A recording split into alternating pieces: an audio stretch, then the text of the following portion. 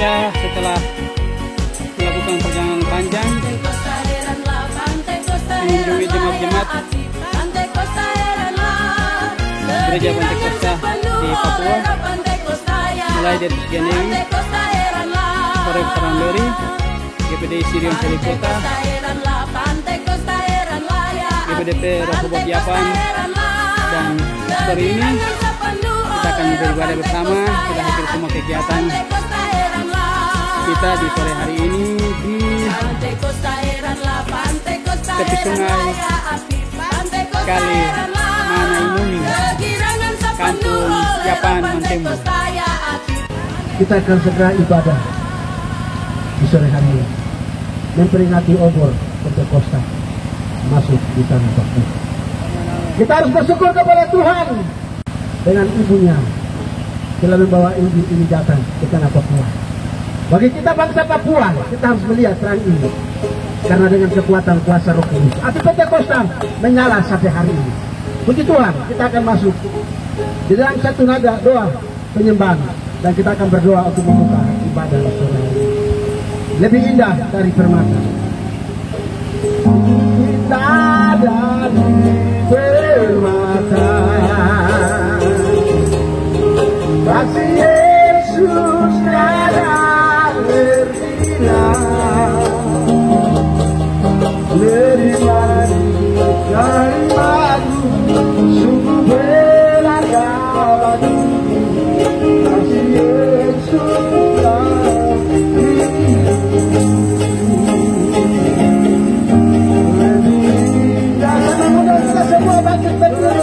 dan silakan ujian ini di dalam mata penyembahan, dan sungguh-sungguh kita menyembah Tuhan di sore hari ini oleh karena kuasa dari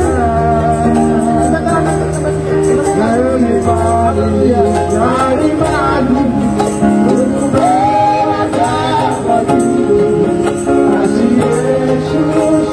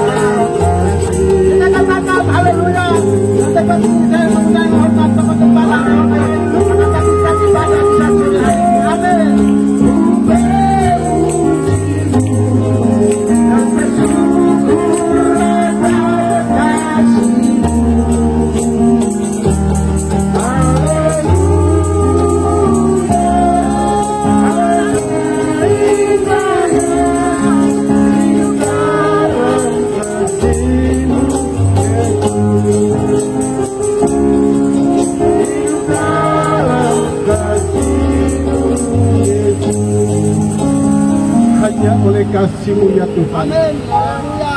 Hanya oleh karena kuasa-Mu ya Tuhan, ketika Injil ini telah dibawa dan Injil ini telah dikebarkan di atas tanah Papua oleh kedua pioner, yaitu Jonathan Tar bersama istrinya Frida. Mereka membawa Injil ini datang dan mereka menginjak di atas tanah ini, dan mereka katakan bahwa di atas tanah ini kami akan membaptis jiwa-jiwa di atasnya. Maka kuasa dan pergerakan Pentakosta itu tidak pernah akan berhenti, dan itu masih ada sampai saat ini. Siap. Api Pentakosta ku punya, ku biarkan menyala. Haleluya. Pentakosta ku punya, ku biarkan menyala. Api Pentakosta ku punya, ku biarkan menyala. Api Pentakosta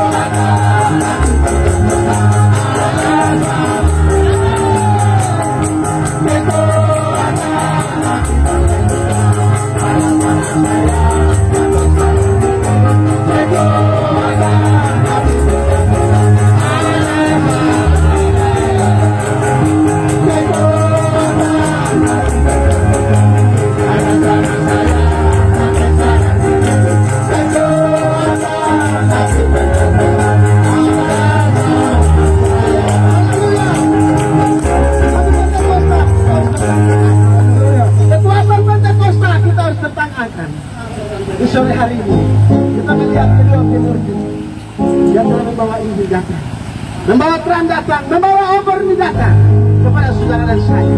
Oleh sebab itu mari kita pegang obor ini. Kita harus bertahan setia mengiring dia sampai akhir. Mari masuk ke kemuliaan di dalam nama Tuhan. Kita akan melihat kebenaran Tuhan.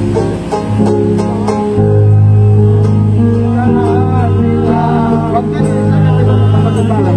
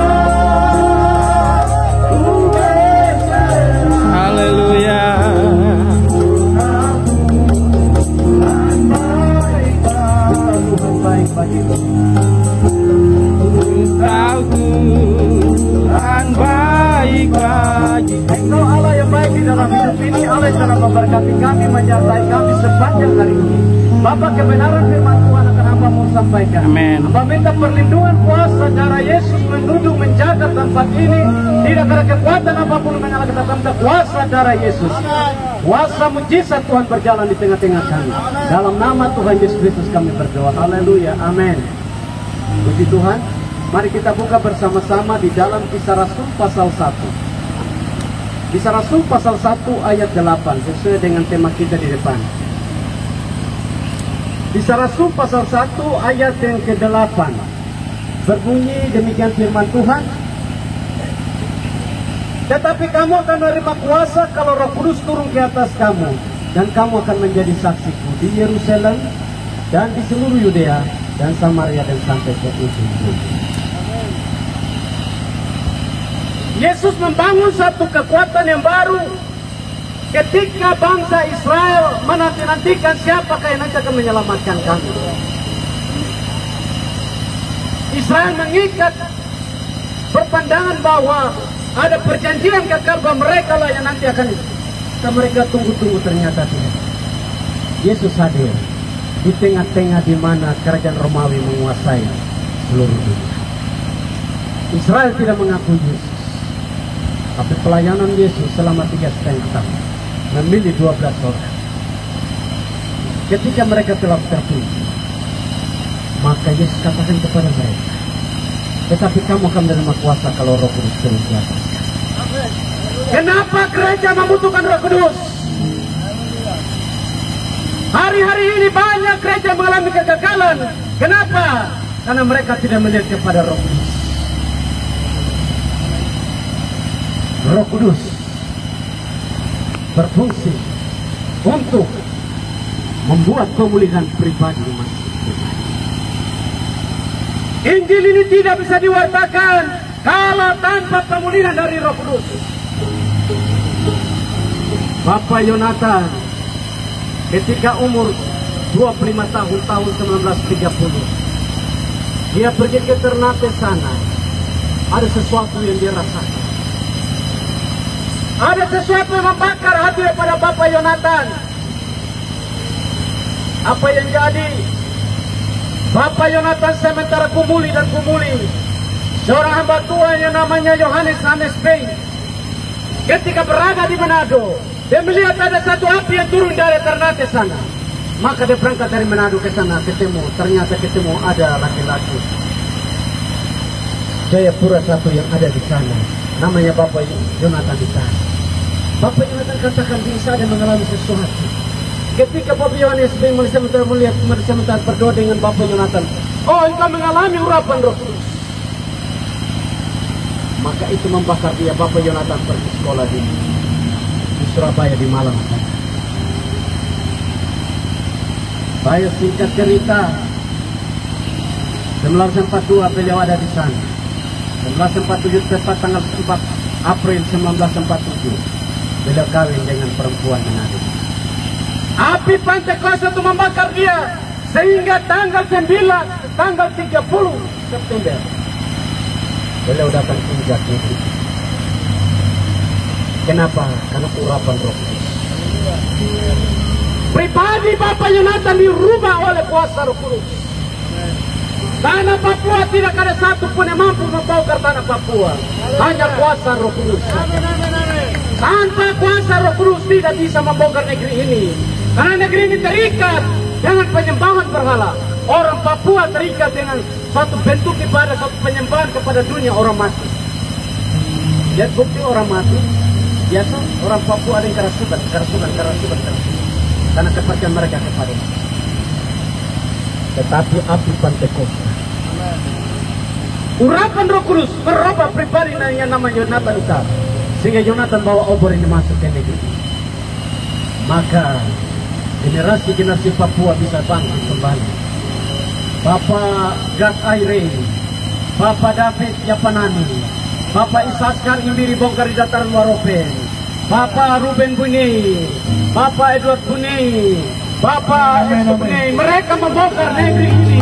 Kenapa? Karena kuasa Roh Kudus. Pribadi mereka dijamu oleh kuasa Roh Kudus. Mereka waktu itu tidak mencari gila-gila jabatan. Saya dengar cerita Bapak Gad bisa dayu sampai di Melbourne sana, bukan utara. Hari ini kalau bilang waduh tidak bisa, Bapak kasih pembiayaan perjalanan dulu. Hari ini hamba Tuhan minta uang, gimana kuasa Roh Kudus? Tetapi kalau merubah pribadi kita, lain bukan mempunyai tersebut. Tempat ini tempat yang bersejarah. Bapak Gad mereka pernah membuka satu kekuatan ada di sini. Dulu tempat ini tidak bisa kita ibadah seperti begini.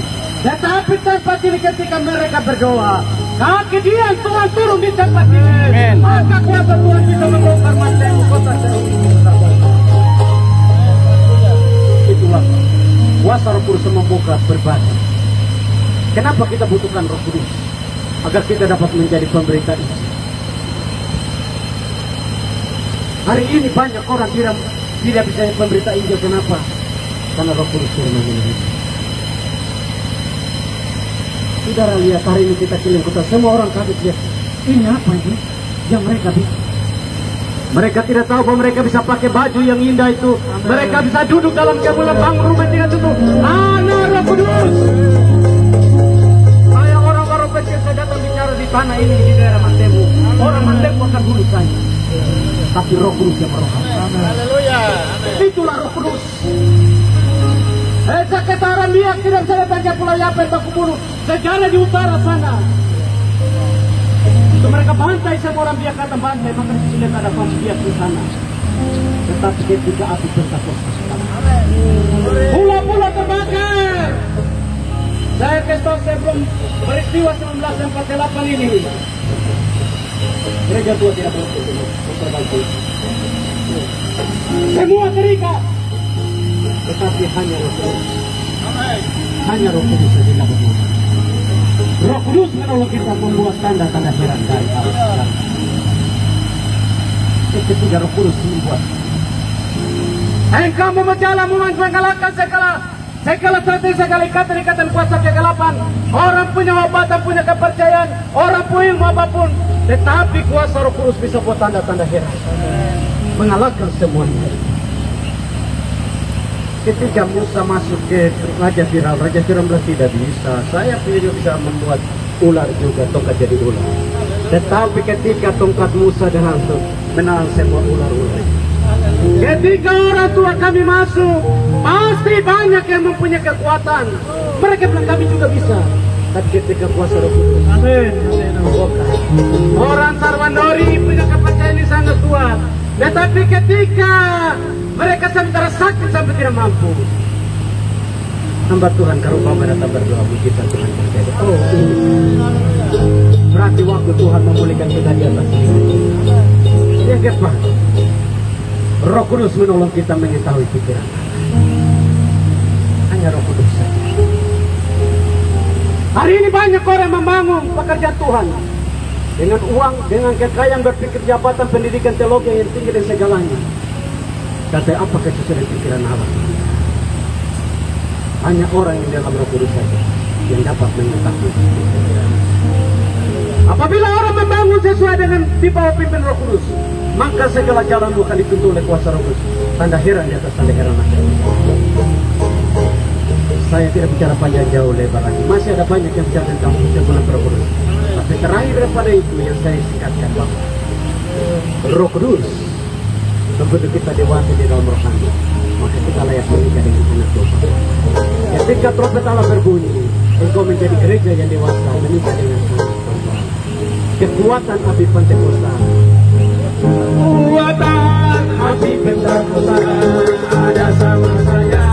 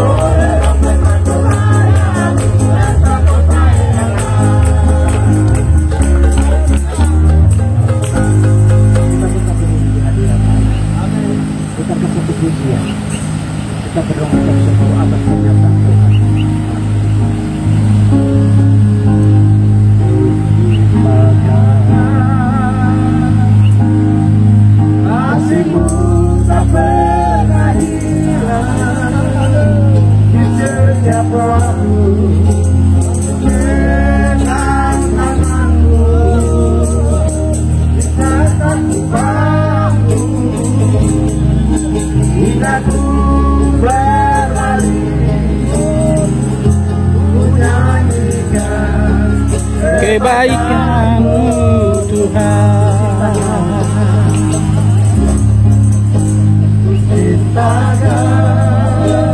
kasih-Mu tak pernah hilang. Setiap waktu Kau memegang tanganku. haleluya.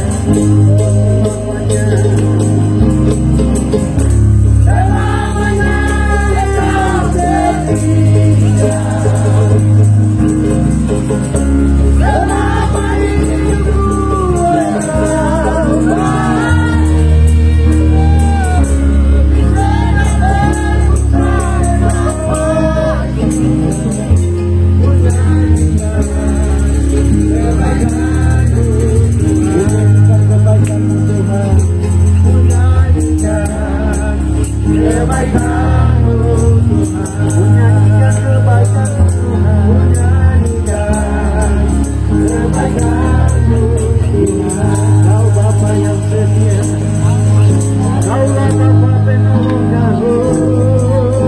Engkaulah perisai bagi kami. Engkaulah kota benteng kami. Mengenai dan syukur kehadiran-Mu atas keselamatan di negeri kami.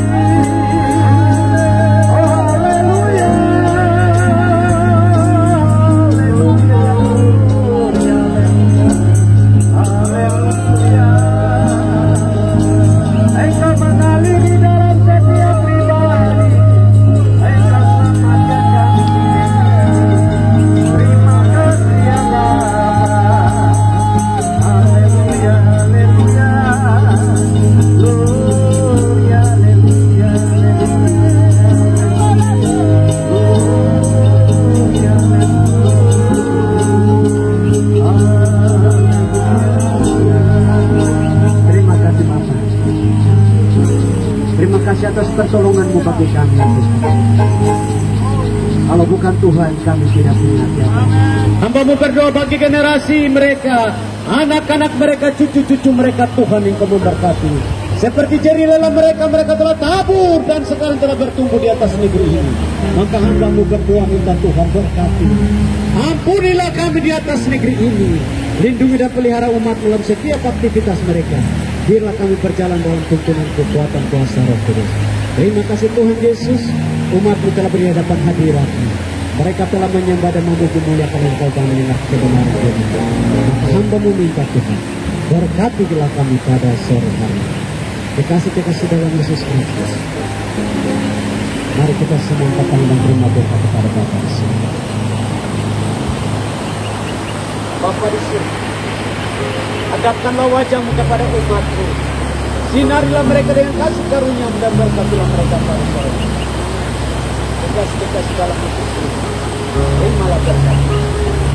Bawalah anugerah dan damai sejahtera yang turun dari takhta Allah Bapa di surga, melalui Yesus Kristus Juru Selamat dunia, yang dikerjakan oleh kuasa Roh Kudus, tinggal menyertai kita untuk selama-lamanya. Tuhan selalu.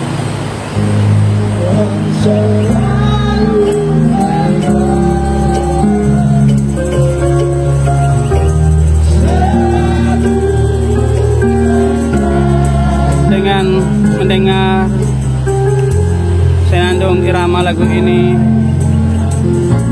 maka berakhirlah sudah perjalanan ibadah kita di hari ini dalam rangka perayaan HUT Gereja Pentakosta di Tanah Papua yang ke-74.